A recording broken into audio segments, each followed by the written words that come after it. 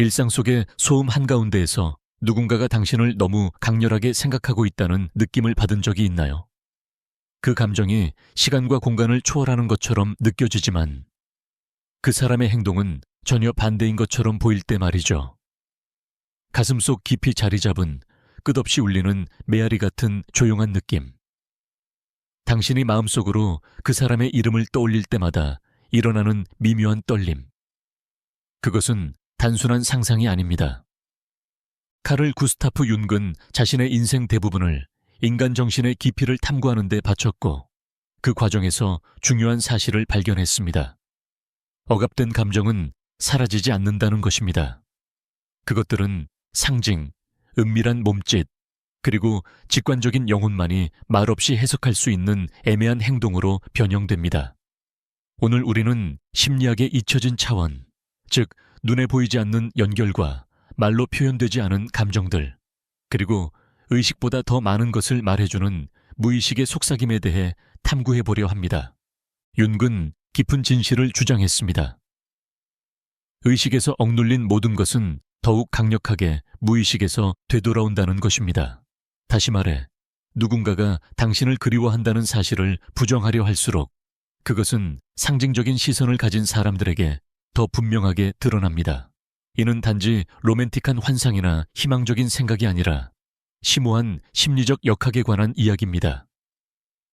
특히 마음이 외면당한 이들의 이야기에서 놀라운 정확성으로 반복되는 패턴들이 있습니다. 무의식은 상징의 나라다. 융은 이렇게 말했습니다. 그리고 무의식의 언어는 가장 예상치 못한 디테일 속에서 드러납니다. 스쳐 지나가는 눈빛, 갑작스레 끝나는 미소, 무심코 튀어나온 단어. 누군가가 깊이 사랑했고 그 사랑을 억누르려 한다면 결국 그 사람 내면의 그림자, 인식되지 않은 욕망이 머무는 공간가 약해진 순간에 조종권을 잡게 됩니다. 바로 그 순간 자아가 느슨해질 때 진실은 틈 사이로 새어나오는 물처럼 드러납니다. 혹시 그 사람을 잊었다고 생각한 바로 그때 꿈에 나타난 적이 있나요? 그 사람이 한 번도 함께한 적 없는 장소에서 그의 존재를 느껴본 적 있나요? 다른 출처에서 왔지만 그 사람의 에너지로 가득 차 있는 듯한 메시지나 징후를 받아본 적이 있나요? 많은 사람들이 우연이라 부르는 것을 융은 집단 무의식의 표현이라 불렀습니다. 우리의 영혼이 논리를 넘어서 서로 상호작용하는 공통의 창에서 발생하는 현상이죠. 그는 이것을 동시성이라고 불렀습니다. 억눌린 사랑이라는 맥락에서 이 동시성은 마음과 마음 사이를 잇는 다리 역할을 합니다. 이성은 그것을 분리하려 하지만 무의식은 연결을 시도합니다. 이야기는 단지 꿈이나 예감에 그치지 않습니다. 현실 속에서도 흔적은 존재합니다. 당신의 SNS 스토리는 보지만 반응은 하지 않는 사람. 당신이 자주 가는 장소에 갑작스럽게 나타나는 사람. 둘 사이에만 통하는 주제를 은근히 언급하지만 직접적으로 말을 걸지 않는 사람. 융에게 이러한 우연은 단순한 일이 아니라 무의식의 암호화된 표현이었습니다. 의식은 숨기려 하지만 무의식은 행동 속에서 진실을 드러냅니다. 누군가가 당신을 그리워하면서도 그 감정을 억누르려고 하면 필연적으로 내면의 갈등이 외부로 나타납니다. 융은 이를 자아와 그림자의 충돌이라 불렀습니다. 자아, 즉 의식적인 성격의 부분은 일관성을 유지하려 하고 자아상을 보호하며 거리두기를 유지하려 합니다. 그러나 억눌린 감정으로 영양분을 얻은 그림자는 왜곡되었든 모순되었든 외부로 나갈 길을 찾으려 합니다. 그 결과 모순된 행동이 나타납니다. 갑작스러운 접근, 이어지는 설명할 수 없는 냉담함. 긴 침묵 끝에 나타나는 말 없는 정서적 접촉의 제스처. 이런 연결의 한 가지 명확한 신호는 불일치한 몸짓 언어입니다. 두 사람이 결국 마주쳤을 때 우연이라도 몸이 먼저 말합니다. 그의 시선은 피하지만 당신이 가까이 있을 때 그의 동공은 확장됩니다. 긴장한 듯 보이지만 발끝은 당신을 향하고 있습니다. 냉정하게 말하더라도 목소리 톤에는 따뜻함이 배어 있습니다. 몸은 무의식처럼 거짓말을 하지 않습니다. 윤근 또한 상징적 귀환이라는 흥미로운 현상을 설명했습니다. 이것은 한 사람이 자신의 감정에 직접적으로 맞설 수 없을 때 당신과 상징적으로 연결된 것들로 스스로를 둘러싸기 시작할 때 발생합니다. 예를 들어 당신과 함께 공유했던 취미를 다시 추구하거나 당신이 자주 쓰던 말을 쓰고 당신을 연상시키는 사람들과 관계를 맺는 것이죠. 이러한 선택은 대부분 무의식적으로 이루어집니다. 이는 잃어버린 연결을 대체 행동을 통해 복원하려는 무의식의 표현입니다. 완벽하지는 않지만 내면의 공허함을 완화시키는 데 도움을 줍니다. 하지만 모든 신호가 부드럽고 향수 어린 것은 아닙니다. 때때로 무의식은 갈등을 통해 표현됩니다. 그 사람은 이유 없이 비판적이고 냉정하거나 짜증을 낼 수도 있습니다. 윤근 증오란 억눌린 사랑의 또 다른 형태라고 말했습니다. 감정의 강렬함, 거절이나 짜증으로 드러나더라도 은 여전히 그 연결이 살아있음을 보여주는 강력한 신호가 될 수 있습니다. 그것은 잊고자 하는 욕망과 기억하고자 하는 욕구 사이에 해결되지 않은 내면의 싸움입니다. 이러한 심리를 이해한다고 해서 과거의 유령을 좇거나 유해한 행동을 정당화하라는 뜻은 아닙니다. 오히려 자신의 직관과 화해하라는 의미입니다. 그 사람이 자신의 갈망을 억누르듯 당신도 자신의 그리움을 부정하고 있을 수 있습니다. 진정한 정서적 성숙이란 타인의 감정을 추측하는 것이 아니라 외부의 확인 없이도 자신의 감정을 평화롭게 받아들이는 것입니다. 윤계 심층 심리학은 쉬운 해답을 주지 않습니다. 그러나 인간 영혼의 복잡함을 탐색할 수 있는 강력한 지도를 제공해 줍니다. 우리가 무의식의 언어, 자신의 것과 타인의 것을 읽는 법을 배운다면 사랑의 이야기는 반드시 이별로 끝나지 않는다는 사실을 발견하게 됩니다.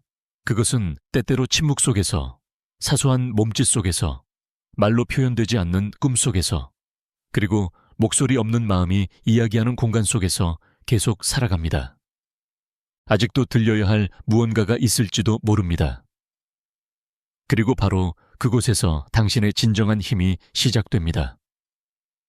보이지 않는 것을 해석하려는 당신의 능력, 다른 이들이 부정하는 것을 껴안는 당신의 용기, 그리고 상대가 결코 인정하지 않더라도 스스로 치유하기로 결정하는 당신의 의지. 이해하는 영혼은 결국 스스로를 자유롭게 할 수 있는 영혼입니다. 이 상징적인 소통의 진정으로 놀라운 점은 그것이 의식이 도달할 수 없는 차원에서 작용한다는 것입니다. 그것은 의도된 메시지가 아니라 깊은 내면의 충동이며 때로는 메시지를 보내는 사람조차 인식하지 못합니다. 그 사람은 이유도 모른 채 반복해서 공유한 기억으로 돌아가고 당신의 말을 낯선 대화 속에서 인용하며 마치 부적처럼 어떤 물건을 간직합니다. 그것은 원해서가 아니라 그 사람 안에 무언가가 당신을 놓아주기를 거부하기 때문입니다. 윤기 발견했듯이 무의식은 자아의 법칙도 논리의 규칙도 따르지 않습니다. 그것은 자신의 언어로 말하며 자신의 지도를 따릅니다. 그리고 강렬했던 감정적 연결은 예상치 못한 방식으로 계속 이어집니다. 비록 의식은 이미 포기했더라도 어쩌면 누군가가 당신을 그의 삶에서 내쫓고 모든 것을 극복했다고 맹세했을지도 모릅니다. 어쩌면 그 사람은 당신이나 다른 사람에게 더 이상 아무 감정도 없다고 말할지도 모릅니다. 하지만 그런 차가움은 무관심의 증거가 아닙니다. 당신이 느끼는 그 갑작스러운 찌릿함, 이유 없이 찾아오는 생각, 설명할 수 없는 감정은 종종 여전히 두 사람 사이를 흐르고 있는 에너지의 직접적인 반응일 수 있습니다. 윤근 분명히 말했다. 심리적 에너지는 결코 사라지지 않는다. 그것은 이동하고 형태를 바꾼다. 그리고 의식적인 대화에서 출구를 찾지 못할 때 그것은 꿈속에서, 말실수 속에서, 상징 속에서, 불편한 침묵의 순간 속에서 모습을 드러낸다. 감정적 연결은 부재로 인해 사라지지 않는다. 단지 형태를 바꾸고 새로운 길을 찾으며 다른 표현 방식에 스며든다. 그렇기에 당신은 그것을 상상하거나 착각하는 것이 아니다. 그 존재감을 느낄 때, 그 사람이 당신을 생각하고 있다는 직감을 받을 때, 아마도 그는 실제로도 그렇게 하고 있는 것이다. 심지어 자신조차도 거울 앞에서 인정하지 못하고 있을지라도. 이성은 검열할 수 있지만 영혼은 그럴 수 없다. 그리고 어떤 감정이 억눌릴수록 그것의 무의식적인 표현은 더욱 강력해진다. 윤근 이를 물속에 풍선을 억지로 누르려는 시도에 비유했다. 더 깊이 누를수록 그것이 수면 위로 튀어나올 때의 반작용은 더 폭발적이다.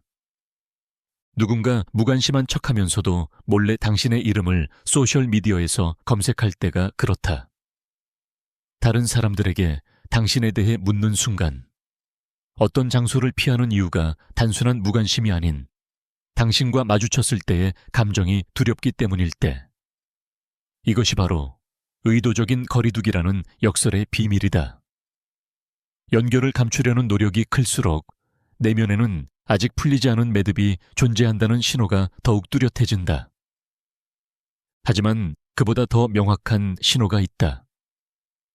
누군가가 당신을 그리워하면서 그것을 억누르고 있을 때, 세 번째로 드러나는 징후는 당신이 언급될 때 그의 반응의 강도이다. 그것은 중립적이거나 미지근한 반응이 아니다. 즉각적이며 때때로 과도한 감정의 폭발이다. 그것은 날카로운 말 한마디일 수도 있고 시선을 피하는 눈동자일 수도 있으며 어색한 미소나 갑작스러운 침묵일 수도 있다. 마치 공기가 얼어붙는 듯한 순간. 그리고 그것은 의도된 연기가 아니다. 무의식의 반응이다. 윤근 이것을 감정 복합체의 활성화라고 불렀다. 억눌린 감정의 에너지가 특정 자극, 당신의 이름, 사진, 혹은 누군가 당신을 대신하고 있다는 생각에 의해 통제되지 않은 채 분출되는 것이다. 이러한 반응은 마치 영혼이 허락 없이 창을 통해 내다보는 것과 같다. 그러니 누군가가 갑자기 화제를 바꾸거나 그의 얼굴이 일순간 슬픔이나 불편함을 드러낸 후 다시 익숙한 무표정으로 돌아간다면 그것은 연기가 아니다. 그것은 감정의 누수다. 그림자가 잠시 방향키를 잡은 순간이다. 윤근 복합체를 심리 내에 독립된 생명체처럼 보았다. 고유한 의지를 지닌 존재. 우리는 그것을 완전히 통제할 수 없다. 그리고 그것이 활성화될 때 감추어졌던 감정의 진실이 드러난다. 작은 신호에 주목하라. 불안한 눈깜빡임, 긴장된 몸짓, 필요 이상으로 강조된 말투. 이런 모든 것들은 당신의 존재가 아직 그의 내면 깊숙이 살아있음을 보여주는 증거다. 비록 외적인 이야기는 그 반대를 말할지라도. 놀라운 점은 이러한 신호는 연기할 수 없다는 것이다. 이성은 대답을 준비할 수 있고 이성적인 장벽을 세울 수도 있지만 몸은 거짓말을 하지 않는다. 본능적인 반응, 떨리는 목소리, 촉촉해진 눈, 무의식적인 한숨. 이것들은 말 없이도 진심을 드러내는 가장 솔직한 고백이다. 그리고 우리는 무의식적 연결의 가장 깊고 신비로운 현상 중 하나에 도달한다. 꿈과 떠오르는 생각 속에서의 출현. 그것은 단순한 기억이나 얕은 향수가 아니다. 그것은 강제로 다가오는 내면의 존재이며 꿈속에 반복적으로 나타나는 현상이다. 마치 영혼이 당신을 놓아주기를 거부하는 것처럼. 윤근 꿈을 무의식이 가장 좋아하는 무대라고 설명했다. 그리고 어떤 사람이 그 꿈속에 계속 나타난다면 그것은 그가 아직도 우리의 내면에 살아있는 심리적 공간을 차지하고 있다는 뜻이다. 혹은 우리가 그의 내면에. 놀라운 사실은 이러한 반복되는 존재감은 종종 상호적이라는 것이다. 당신이 그 사람의 꿈을 꿀 때 그도 동시에 당신의 꿈을 꾼다. 비록 그것을 인정하지 않더라도 긴 침묵 끝에 갑자기 메시지를 받는 일이 우연처럼 느껴질 수도 있지만 그것은 바로 당신이 그를 꿈꾼 그날 밤 이후일 수 있다. 연결된 영혼은 공통된 진동장을 공유한다. 눈에 보이지 않는 친밀함이며 놀라운 정확성으로 동시성을 통해 드러난다. 아무 이유 없이 갑자기 떠오르는 생각, 전혀 관련 없는 상황 속에서 밀려드는 슬픔 혹은 기쁨. 그러나 그것이 예전에 사랑했던 사람의 삶 속에서 중요한 순간과 일치한다면 이런 침투적인 생각은 단순한 마음의 장난이 아니다. 그것은 메아리, 공명, 그리고 사라지기를 거부하는 감정 에너지의 표현이다. 당신을 떠난 것처럼 보이는 그 사람도 당신과 같은 기억의 파도에 휩싸이고 있을 수 있다. 그는 속으로 묻고 있을지 모른다. 왜 나는 이 사람을 잊지 못하는가? 왜 모든 것이 끝났음에도 불구하고 그녀는 여전히 나의 의식 속에 반복적으로 등장하는가? 윤근 이러한 현상들이 무엇인가가 아직 마무리되지 않았다는 증거라고 믿었다. 그 이야기가 결코 진정으로 끝나지 않았다는 것. 그리고 무의식은 여전히 의식이 받아들이지 못하는 해결책을 찾고 있다는 것. 이 네 번째 징후는 겉보기에 가장 미묘하지만 동시에 가장 내밀하다. 그것은 눈에 보이는 증거나 증인을 필요로 하지 않는다. 그것은 피부로 느껴지는 존재감이며 영혼의 속삭임이다. 그리고 만약 당신이 누군가가 당신에 대한 꿈을 꿨다는 느낌을 받은 적이 있다면, 이유 없이 그 사람의 이름을 가슴에 품고 깨어난 적이 있다면, 그도 또한 공유된 무의식의 심연 속에서 당신의 이름을 속삭였을 가능성이 크다. 윤기 말했듯이 영혼이 연결되어 있다면 침묵조차 그것을 완전히 끊을 수 없다. 인간 본성에 대한 깊은 통찰을 지닌 융에게 꿈은 단순히 잠의 부산물이 아니었다. 그에게 있어 꿈은 내면으로 향하는 관문이자 무의식의 암호화된 메시지였고 이성의 통제를 벗어난 상징 속의 진실이었다. 누군가가 계속해서 당신을 꿈속에서 본다면, 특히 낮 동안 모든 감정적 반응을 억누르고 있다면 그것은 단순한 기억의 장난이 아니다. 그것은 영혼에 의도치 않은 고백이다. 그리고 언젠가 그가 아무렇지 않게 무심한 듯 너 꿈꿨어 라고 말하는 순간, 그것은 순수한 진실의 순간이다. 윤근 특정 인물에 대한 반복적인 꿈이 의식에서는 해결되지 못한 것을 무의식이 처리하려는 시도라고 설명했다. 말하지 못한 것들, 억눌린 것들, 부정된 감정들. 이런 무의식의 충동은 밤에만 나타나는 것이 아니다. 동일한 에너지는 낮에도 스며들며 무언가에 집중하려 할 때 불쑥 떠오르는 강렬한 기억의 형태로 나타난다. 만약 그 사람이 갑자기 네 생각이 났어. 이걸 보니까 네가 떠올랐어 라고 말했다면 그것을 단순한 우연한 이야기로 넘기지 마라. 네가 들은 것은 숨겨진 고백일 가능성이 크다. 윤기 말했듯이 무의식은 항상 자신을 드러낼 길을 찾는다. 특히 감정의 에너지가 강할수록 더욱 그렇다. 의식은 감정을 억제할 수 있지만 영혼은 스스로의 틈을 통해 그것을 흘려보낸다. 윤근 이러한 현상을 심리적 보상이라고 불렀다. 억눌린 감정이 강할수록 그것은 더욱 강력한 간접적인 방식으로 표출된다는 깊은 심리적 원리다. 마치 지하수를 억지로 막아두는 것과 같아서 결국에는 어떤 방식으로든 분출되고 만다. 그래서 누군가가 겉으로는 무심한 척하지만 내면에서는 감정의 기억에 휩싸여 중심을 잃는 모습을 보인다면 그것은 아직 끝나지 않은 연결의 진정한 표현일 수 있다. 다섯 번째 신호는 윤기 말한 역투사다. 이는 무의식의 작용을 알지 못하면 알아차리기 가장 어려운 신호 중 하나다. 그것은 누군가가 당신을 깊이 그리워하면서도 그 사실을 인정하지 못할 때 오히려 당신에게 그 감정을 투사하게 되는 현상이다.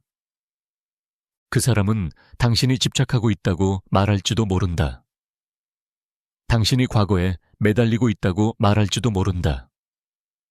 하지만 사실 그는 자기 자신에 대해 말하고 있는 것이다.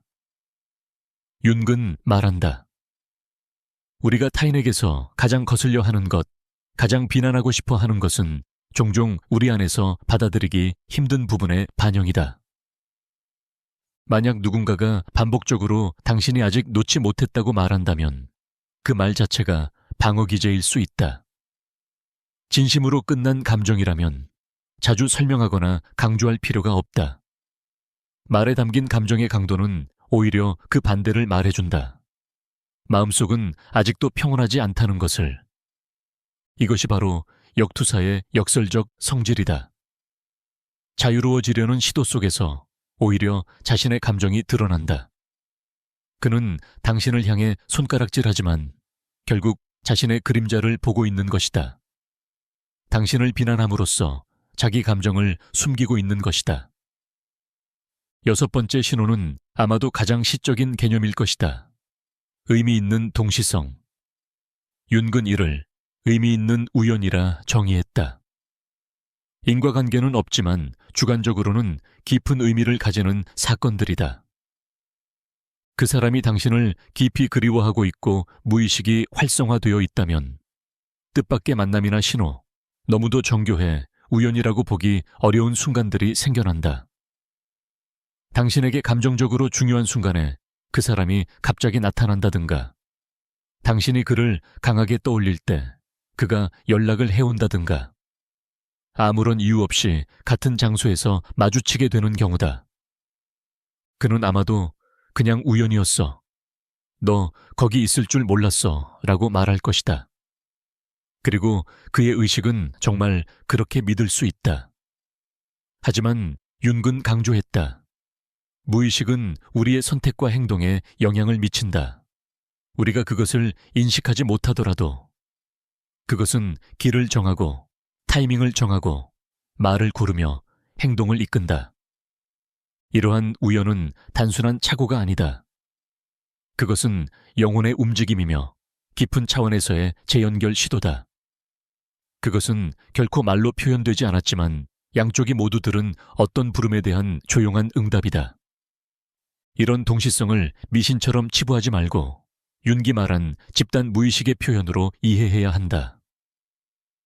우리 모두의 심리가 시간과 공간을 초월해 연결되어 있는 공동의 장. 그러므로 삶이 놀라운 정확도로 마주침을 연출할 때 그것을 무시하지 마라. 상대의 무의식은 그조차도 모르게 당신에게 다가가고 치유하고 부정된 연결을 유지하기 위한 경로를 만들 수 있다. 마지막 일곱 번째, 그리고 아마도 가장 강력하고 변화적인 신호는 바로 당신의 부재가 일으킨 개인적 변화다. 윤근 개성화라는 개념을 발전시켰다. 사람이 자기 자신이 되기 위한 과정이며 자신 안의 모든 면을 통합하는 것, 타인에게 투사했던 것들까지도 포함해서 누군가가 당신을 그리워하면서도 다가가지 못하고 그것을 말로 표현하지 못한다면 그 감정 에너지는 조용하지만 의미 있는 변화로 전환된다. 그는 당신이 좋아하던 것에 흥미를 가지기 시작할 수도 있고 예전에는 비판하던 태도를 따르기 시작할 수도 있고 당신에게 특별했던 장소를 찾아갈 수도 있다. 이러한 변화는 단순한 모방이 아니다. 그것은 얕은 향수도 아니다. 그것은 그의 영혼에 깊이 울린 당신의 일부를 자기 안에 통합하려는 무의식적 시도다. 윤근 말했다. 우리 내면을 변화시킨 사람, 진정한 감정적 흔적을 남긴 사람은 떠난다고 해서 사라지지 않는다. 그는 우리 일부가 된다. 만약 누군가가 당신이 떠난 후에 눈에 띄게 달라졌다면, 당신의 태도, 가치관, 열정을 자신도 가지게 되었다면, 그것은 당신의 존재가 남긴 보이지 않는 흔적이다. 그것은 당신을 곁에 두려는 그의 의식적 혹은 무의식적 방식이다. 이 개인적 변화는 본질적으로 조용한 헌사다. 말로 하지 않아도 당신의 영향력이 얼마나 깊었는지를 보여주는 고백이다. 융의 사고에 따르면 이는 타인의 상징적 통합의 결과다. 그리고 그 통합이 진실하다면 당신은 여전히 그의 길 위에서 중요한 존재로 남아있는 것이다. 단지 기억이나 그리움이 아닌 그의 영혼 깊은 곳에서 비롯된 변화이기 때문이다. 결국 융의 시선을 통해 이 모든 신호를 이해함으로써 우리는 한때 조용히 우리를 사랑했던 사람들의 숨겨진 메시지를 읽을 수 있게 된다. 우리는 가면 뒤를 들여다볼 수 있는 힘을 얻는다. 왜냐하면 영혼은 아무리 멀리 떨어져 있어도 거짓말을 하지 않기 때문이다. 우리의 정신을 깊이 건드린 사람은 절대 완전히 떠나지 않는다. 그리고 그의 변화나 안에 당신의 일부가 살아있는 한 당신들의 이야기도 계속 살아있는 것이다. 말로 하지 않아도. 이 7가지 신호 각각은 따로 보면 모호하거나 이성적으로 설명 가능할 수도 있다. 하지만 그것들이 얽히고 서로 다른 순간과 상황에서 동시에 나타날 때 윤기 말한 정신적 별자리가 형성된다. 억눌린 감정의 진실을 함께 드러내는 무의식적 신호들의 집합이다. 그 사람은 당신을 그리워하고 있다. 단순하거나 가벼운 감정이 아니라 자신의 의식으로도 접근하기 힘든 깊이에서. 그리고 이 역동적인 심리 구조가 보여주는 가장 인간적인 아름다움은 바로 우리 영혼의 이중성을 드러낸다는 점이다. 윤근 자신의 생애를 인간 내면의 이중성 탐구에 바쳤습니다. 우리 안에는 2가지 힘이 공존합니다. 하나는 의식적이고 이성적이며 사회적으로 형성된 힘으로 질서와 통제, 일관성을 추구합니다. 또 다른 하나는 무의식적이고 원형적이며 형태가 없는 힘으로 아주 오래된 영혼의 법칙을 따릅니다. 이 2번째 힘 안에는 진정한 연결, 치유되지 않은 상처, 말로 표현되지 않은 갈망이 담겨 있습니다. 그래서 한 사람은 모든 사람, 그리고 자기 자신에게조차도 자신이 이미 지나왔다고 믿게 만들 수 있지만 그의 무의식은 여전히 조용히 당신 안에서 살아가고 있을 수 있습니다. 이 내면의 긴장은 풀리기를 원합니다. 바로 이 마찰, 보이지 않지만 지속되는 불꽃이 우리가 살펴본 모든 신호들을 불러일으킵니다. 무의식은 직접적인 언어를 사용하지 않기에 상징으로 말합니다. 꿈으로, 갑작스러운 당신에 대한 생각으로, 우연처럼 보이는 만남으로, 과도한 감정 반응으로 나타납니다. 이것은 고대부터 이어져 온 정교한 언어입니다. 자신을 깊이 탐구한 사람만이 이해할 수 있는 언어입니다. 윤근 그의 신비주의적 저작들 속에서 진정한 영혼의 연결은 결코 완전히 사라지지 않는다고 암시했습니다. 육체적인 관계는 끊어질 수 있지만 영혼의 연결은 집단 무의식을 통해 계속됩니다. 이 집단 무의식은 모든 인간을 서로 연결하는 깊은 차원의 심리적 공간입니다. 그곳에서는 시간과 공간을 초월하여 서로의 내면을 깊이 만진 2 사람은 여전히 조용히 연결되어 있습니다. 그들은 의식하지 못한 채 서로에게 영향을 줍니다. 왜 어떤 관계는 논리, 거리, 시간, 심지어 다른 사랑조차도 뛰어넘는 힘을 가지는 걸까요? 왜 모든 것이 끝난 것처럼 보이는데도 누군가가 당신을 놓지 못하고 있다는 느낌을 받는 걸까요? 윤근 이를 원형적 구성이라고 설명했습니다. 2 사람이 서로의 영혼에서 핵심 원형들을 자극할 때 연인, 현자, 내면의 아이, 구원자, 어머니, 반항자 등 그 연결은 단순히 감정적인 차원을 넘어 영적인 차원까지 뿌리 내리게 됩니다. 그리고 그 깊은 차원에서는 거의 풀릴 수 없는 유대가 됩니다. 그때부터 그것은 단순한 기억이나 감정의 문제가 아닙니다. 각자의 영혼 안에 살아있는 상징적 구조가 됩니다. 그래서 누군가가 당신을 그리워하면서도 그것을 억누르고 있다면 당신은 단순한 감정과 싸우는 것이 아니라 그의 내면 깊숙이 자리한 이미지와 마주하고 있는 것입니다. 융 심리학에서 이런 억눌린 그리움은 단순한 집착이 아닙니다. 그것은 한 인간 안에서 벌어지는 근본적인 갈등의 표현입니다. 즉, 계속 나아가고자 하고 스스로를 보호하며 모든 것을 통제하려는 의식적인 자아와 아직 인정받지 못한 감정적 진실을 붙잡고 있는 무의식 사이의 충돌입니다. 이 긴장은 결국 에너지를 만들어내며 그 에너지는 반드시 출구를 찾습니다. 그리고 그것이 바로 우리가 살펴본 7가지 신호로 나타나는 방식입니다. 그 신호들은 억압된 것이 현실로 스며드는 균열과도 같습니다. 윤근 감정의 억압은 결코 완전하지 않다고 말했습니다. 이성은 벽을 세우고 이야기를 만들며 침묵 속에 도망칠 수 있습니다. 하지만 영혼은 언제나 빠져나갈 길을 찾습니다. 억압된 감정은 사라지지 않습니다. 그것은 형태를 바꾸고 투사되고 상징으로 나타납니다. 그래서 어떤 사람은 당신에 대해 냉소적이거나 분노하거나 무관심한 태도를 보일 수 있습니다. 하지만 그런 강한 감정 반응 하나하나가 바로 당신이 그의 내면에 여전히 살아있음을 증명합니다. 억압은 제거가 아니라 왜곡을 낳습니다. 그리고 그 왜곡 자체가 하나의 신호입니다. 여기서 우리는 융의 원형 심리학의 핵심인 아니마와 아니무스 개념에 도달합니다. 윤근 남성의 무의식에는 여성적인 내면 이미지인 아니마가, 여성의 무의식에는 남성적인 내면 이미지인 아니무스가 존재한다고 보았습니다. 어떤 사람이 타인 안에서 이 원형을 자극하게 되면 그 사람은 단순한 연인이 아니라 영혼의 거울이자 외부로 투사된 내면의 인물이 됩니다. 그것은 상대가 무의식적으로 갈망하거나 두려워하거나 필요로 하지만 말로 표현할 수 없는 어떤 것을 상징하게 됩니다.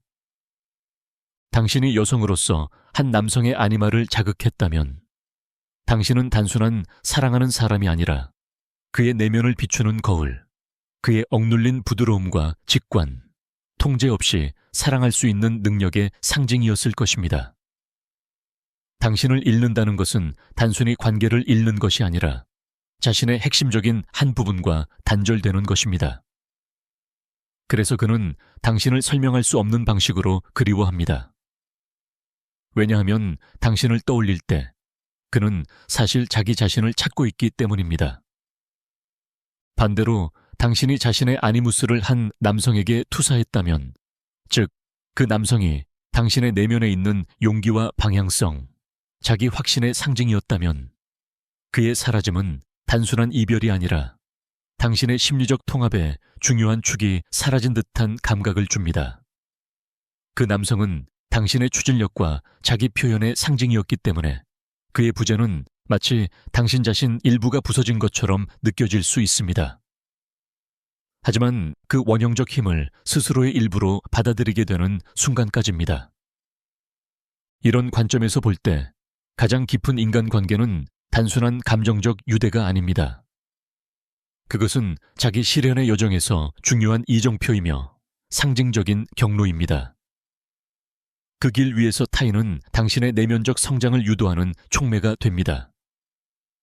그래서 어떤 사람들은 물리적으로 멀어졌더라도 여전히 당신의 꿈속에, 선택 속에, 눈빛 속에, 변화 속에 살아있으며 당신 또한 그들의 세계 속에 존재하고 있는 것입니다. 융의 관점에서 누군가가 당신을 깊이 그리워하지만 그것을 억누르고 있다는 인식은 낭만적 상상이 아닙니다. 그것은 인간의 영혼이 스스로와 끊임없이 대화하고 있다는 이해입니다. 그리고 진정으로 깊이 연결된 관계는 단순히 잊혀지는 것이 아닙니다. 그것들은 형태를 바꾸고 통합되거나 때로는 우리를 따라다니기도 합니다. 하지만 언제나 흔적을 남깁니다. 그래서 융 심리학의 진정한 힘은 단순한 해답을 제공하는 것이 아니라 더 깊은 시각을 열어주는 데 있습니다. 누가 먼저 떠났는가? 누가 연락했는가, 누가 잘못했는가를 묻는 것이 아니라 무엇이 아직 해결되지 않았는가, 내면에서 어떤 힘이 활성화되었는가, 침묵과 꿈과 신호와 변화를 통해 무의식이 우리에게 무엇을 말하려 하는가를 묻습니다. 영혼이 의미 있다고 여긴 것은 잊히지 않습니다. 그것은 이해되고 통합되고 또는 때가 되어 놓아줄 때까지 우리 안에 남습니다. 결국 그 사람이 당신의 이름을 다시는 말하지 않을지도 모릅니다. 당신을 향한 감정을 절대 인정하지 않을 수도 있습니다. 하지만 당신이 그의 무의식의 거울이었다면, 그의 가장 깊은 내면을 자극했던 존재였다면, 당신의 존재는 말 이상의 것입니다. 그는 더 이상 당신을 만지지 않을지 몰라도 그의 눈빛 속에는 여전히 당신의 울림이 있고 숨결 속에는 당신의 침묵이 있으며 새로운 무언가를 시작할 때마다 당신의 부재가 그를 감쌉니다. 그리고 그것이야말로 영혼이 비록 연결을 잃는다 해도 결코 완전히 단절되지 않는다는 가장 깊은 증거일 것입니다.